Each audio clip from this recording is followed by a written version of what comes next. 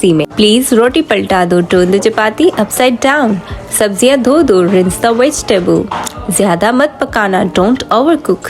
आलू अभी गले नहीं है, the potatoes are undercooked. Please चावल चूल्हे पे चढ़ा दो, please put the rice on the stove. सालन में नमक ज्यादा है, करी इज टू सॉल्टी।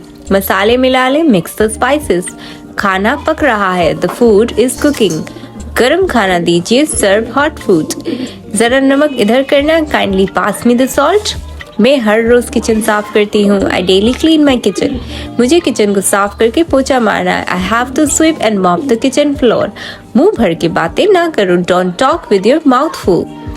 प्लेट्स और तश्तरी अलमारी में रखो, put the plates and saucers in the cupboard. खाना हड़प करके ना खाओ, डोंट गल्प योर मील।